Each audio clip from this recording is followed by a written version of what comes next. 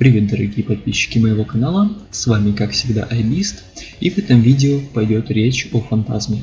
Фантазм имеет довольно специфичные бонусы, что делает его уникальным в своем роде. Пожалуй, самый важный бонус – это бонус на скорость на АБ. Думаю, многие наслышаны о шипах с оверсайз проп модулями, такими как, например, 100 МНБ Тенга, 100 МНБ Цинабал и 100 МНБ Вагабонд. Все эти шипы имеют такую особенность, как возможность выехать из-под блоба противника. Предположим, вы встречаете ганг с большим количеством цепторов, и если бы вы летели, скажем, на каком-нибудь МВДшном номене, то вероятнее всего вы бы не стали драться с этим гангом, потому что это, как правило, скрамблер на вас. Фантазма же позволяет нам выжимать МВД скорость посредством использования не оверсайз АБ. А не оверсайз АБ это на самом деле еще круче, элементарно потому, что агила у вас остается нормальная. На оверсайз АБ агила порой это больше 20 секунд, на 10 МНБ в случае с использованием его на крузаке наша агила будет от 5 до 10 секунд. Плюс ко всему, фантазм имеет очень приятный бонус на трекинг, который позволяет нам куда быстрее расправляться с цепторами, плюс позволяет нам танковать противника посредством своей скорости и маленькой сигнатуры. Как-никак, АБ еще и не дует нам сигу. То есть, двигаясь вокруг цели, мы все-таки будем чаще всего попадать в противника за счет приятного бонуса на трекинг. Также у фантазма на самом деле довольно высокий ДПС относительно других бюджетных лазерных крузаков. На скрачах без перегрева мы выжимаем 400 ДПС, мультики это 500 ДПС, а на комфлагах в перегреве с легкостью можно выжить около 700 ДПС.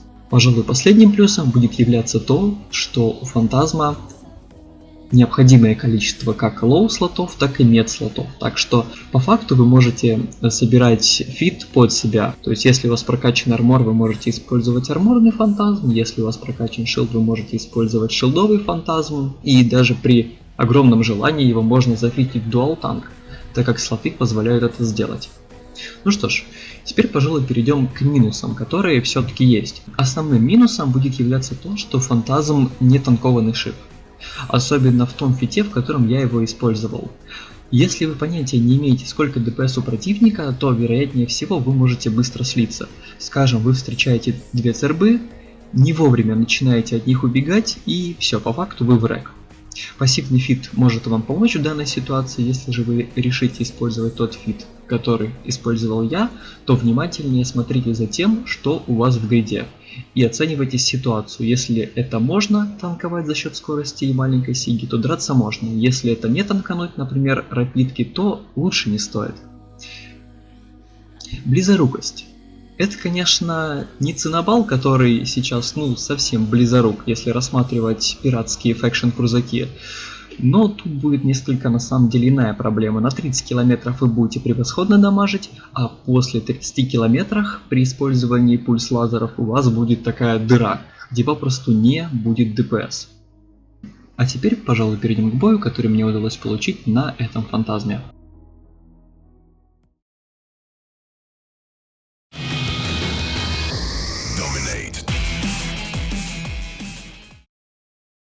Покрутив после ДТ станцию Ковена Фэнтезисом, буквально через несколько минут я получил несколько человек в локале. Один из них был Интер, который бездумно загрелся на меня. Понятия не имею, о чем он думал, но, как вы видите, он приворпал, поймал меня и погиб. Учитывая его решимость, я понял, что вероятнее всего ко мне летит ганг. Выключил Энтузис и потихонечку поехал от станции в ожидании того, что будет происходить дальше. Судя по тому, как бустился локал, ганг слегка растянулся, пока летел ко мне. Как вы видите, добавилось сначала несколько человек, чуть позже еще несколько человек. Как такового приварпа былого вообще не было. Сейчас вы видите, что прилетел свипуль. Как-то нерешительно он вроде бы двигается в сторону меня, но тем не менее видим, что он все-таки меня хочет. Надо, скажем так, с ним чуть-чуть поиграть, позволить ему подъехать ближе и начать с ним драться. У него, естественно, были все основания меня затаклить, потому что, во-первых, у него была сеточка, которая, в отличие от скрамблера, хорошо так меня останавливает. Плюс он был зафичен в армор танк. а это как-никак 90% на Еме, что позволяло ему довольно долго на самом деле меня танковать. Не стал я долго кататься вокруг него, так как-никак это отпугнет Свипуль. Все-таки это клазовый корабль, поэтому позволил я себе затаклить. Более того, скорее я сам въехал к нему в клоз. Все-таки я не скрамблюсь, а одна сетка это не так страшно. Посредством своей сетки и АБшки выставился относительно него, то есть, чтобы не промахиваться, я не орбитил, я двигался от него, а он двигался за мной. Перезарядился на мультике и начал потихонечку раздамаживать. Как видите, сейчас прилетел второй Свипуль, и здесь на самом деле пора уже потихонечку выбегать и начинать откачиваться. Зачем? Да, затем, что две сетки, а две сетки это уже очень плохо. Как вы видите, второй Свипуль положил на меня еще одну сетку. Если будет третья сетка, то я попросту остановлюсь. Ребята меня закайтят, я буду по ним промахиваться, и они меня убьют. Греюсь, расправляюсь с первым Свипулем, второго решаю не кайтить на высокой дистанции, также в 10 километрах дамажу по нему, прилетает вторая часть ганга, здесь я начинаю уже отбегать от него, перезаряжаюсь на скорчи, 3 турели у нас, греться можно очень долго, так что в перегреве его укатываю, чтобы попросту не было у него шансов убежать от меня, откачиваю себе шилд. Тут стоит поставить, наверное, на паузу и отметить тот момент, что шилдбустер на самом деле нужно покручивать активнее. ДПС танка у нас крайне мало, поэтому если вы под дамагом позволите противнику пробить вас до лоу шилды, то не факт, что вы откачаетесь. Поэтому если вы не шибко комфортно чувствуете себя, не понимаете, сколько ДПС у противника, а на самом деле я в этом бою не очень понимал, сколько ДПС у противника, потому что в принципе Свипуль довольно дамажный кораблик, но чтобы дамажить ему нужно натопить. То есть навскидку я думал, что ребята очень быстро натопят и начнут по мне раздаваться, но оказалось, что это вовсе арти Свипули, держались они наоборот на дистанции, а арта это не так много ДПС. Здесь теоретически можно было вообще не качаться в начале боя толком, за исключением пары циклов, и, скажем так, побейтить противника. Но здесь ожидал я все-таки глазовых фитов, поэтому, как вы видите, я довольно активно откачиваюсь. Ну что ж, ладно, думаю, вы меня поняли, поехали дальше. Убил я второй Свипуль, быстренько переключаюсь на Кроу. Как вы видите, Кроу умирает буквально за 2 выстрела умирает Кроу на скорчах. 400 ДПС, это действительно круто. Ловлю я третий Свипуль, вижу, что он начинает двигаться от меня, так что кидаю сеточку, двигаюсь уже к нему, чтобы, не дай бог, он не выскочил. Кидаю на него гретый дис, вернее, все-таки не гретый, хотел кинуть гретый, но увидел, что он в последний момент подскочил ко мне ближе, греюсь в последний момент, так как вижу, что Свипуль пытается убежать, и добиваю его. Флойка давным-давно у меня в клазе, но не обращаю я на нее внимания, потому что скрамблер, да черт со скрамблером, скребок меня не остановит. Так что, как только убиваю Свипуль, только тогда на нее переключаюсь, не пытаюсь от нее оттопить. Делаю что-то в стиле Keep it range 10 километров, перезаряжаюсь на камфлаге, вижу, что промахиваюсь, перезаряжаюсь на мультике, опять же греюсь, потому что греться мы можем очень долго, и убиваю Флойку.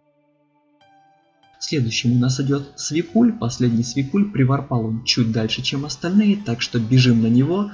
Шилд я уже позволяю ему опустить почти до 0%, то есть пусть ребята думают, что они могут меня убить, как мы видим, стилетка натапливает, Кроу андокается, то есть видят ребята, что лоу шилд, что возможно есть шанс меня добить, так что таклю довольно агрессивно я Свипуль, начинаю по нему потихонечку раздамаживаться, откачиваюсь шилдбустером в самый последний момент, дабы не терять армор.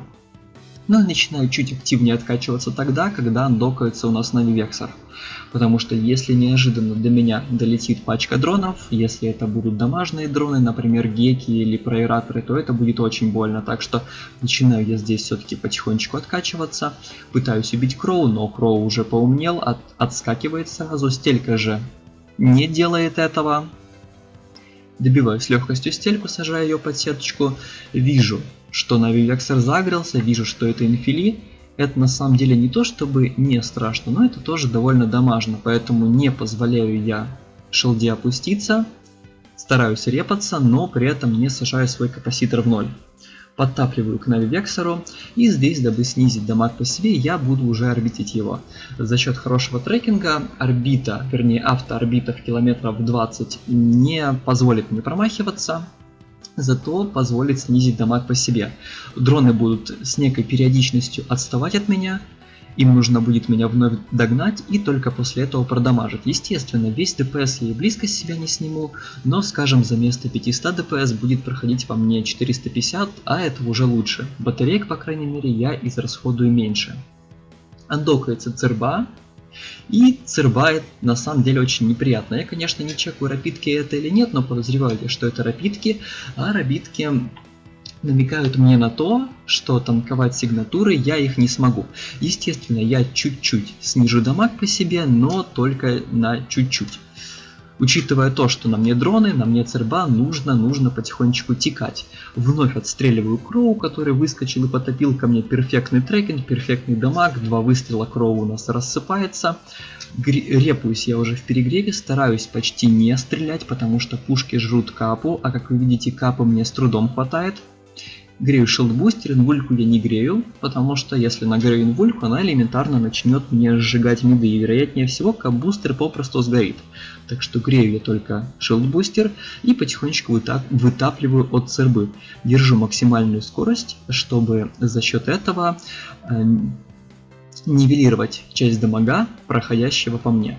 Вижу я сейчас, что церба упала в перезарядку, а это самое время уже нападать на нее. Оттягиваю я чуть-чуть ее от навивексора. Навивексора бэшный, топит очень медленно, слегка от него отскакиваю, разворачиваюсь к цербе, откачиваю себе full shield, то есть готовлюсь к тому, что церба выйдет из перезарядки и нельзя держать себя на лоу шилде, потому что дамага она вливает очень много.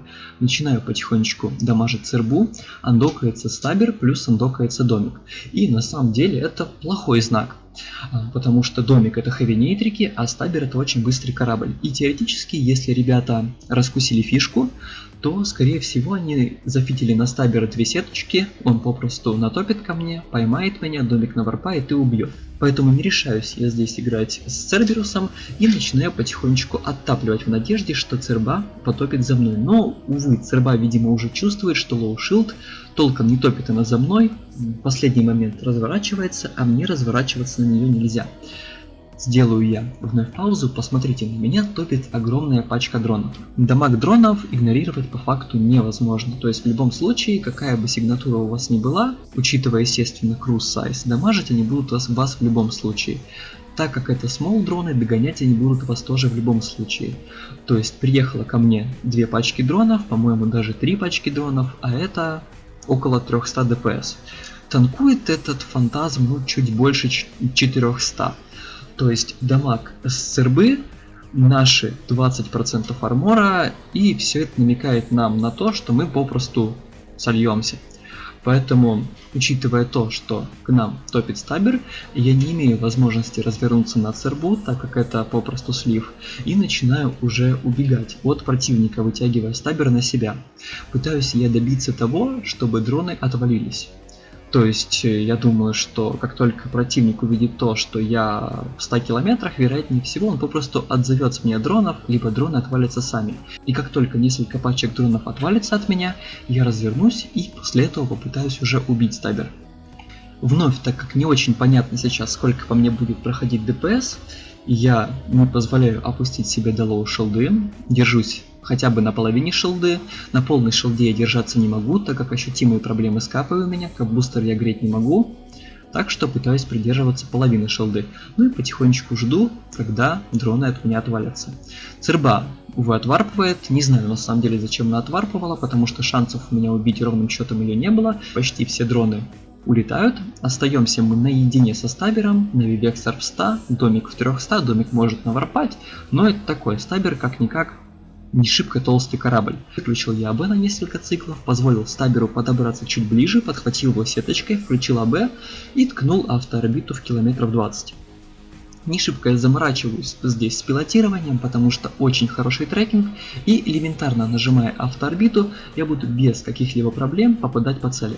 Меняю я автоорбиту на 15 километров, чтобы дотягиваться сеточкой. Все-таки нужно контролировать противника, иначе он развернется и убежит от меня, вероятнее всего. Наварпывает Вексор. Вижу я, что капбустеры у меня закончились, то есть откачиваться по факту я вообще не могу. Поэтому в этой ситуации я решаю не рисковать, как ни крути Нави Вексор, сейчас уже и Vigilant, и начинаю уже потихонечку убегать от Стабера в надежде, что он будет гнаться за мной. Стабер за мной гонится, но лоу армор у него, я думаю, он уже понимает, что нужно бежать, потому что смерть его близка, и начинает Стабер удаляться от меня. Я понятия не имею, какой здесь Vigilant. Виджик довольно шустрый корабль, поэтому на всякий случай я решаю перестраховаться и бегу сейчас от противника. То есть теоретически можно было рискнуть, натопить на Стабер, добить его, но не очень понятно, что делает противник. Vigilant же вместо того, чтобы бежать к нам, начинает кататься вдали. Довольно странно. Отстреливаю я сейчас часть дронов, которые летят ко мне, и так как Vigilant не предпринимает никаких действий, я решаю попросту реварпнуть на станцию, так как там стоит тот самый Стабер, он все еще в игре. Варпаю в 20, разгоняюсь на солнце, лочу Стабер и пытаюсь в перегреве, не отапливая, его убить. Трепить я начну строго тогда, когда противник варпнет ко мне. И как мы видим, варпает Кроу. Кроу это не так страшно. Варпает Vigilant. И в этот самый момент на гретой АБшке я начинаю отскакивать. Убиваем Стабер, лочим Кроу. Кроу вновь бежит на нас. 3 выстрела, минус очередной Кроу. Отскакиваю от Vigilant и Нави Вексора. Чуть-чуть отскочив, я уменьшаю свою скорость, то есть выключаю перегрев и смотрю за тем, что будет делать Виджик. Выключаю АБ, вижу, что он за мной тянется, постараюсь подпустить его поближе, так как скорость на самом деле не очень высокая, у него 1600, это не 2000, это не 3000, так что есть у меня возможность его подпустить ближе, подпускаю, начинаю раздамаживать, вижу, что Vigilant начинает убегать от меня, за ним я ехать не могу. Плюс андокается Церба, посмотрите, начинает раздамаживаться по мне. Я думаю, вы помните, как в прошлый раз она меня продавила до конца армора, так что решаю я не рисковать и попросту выхожу из боя. Никто меня не держит, я стою в алайне на объект и спокойненько отварпываю на бельт в 100.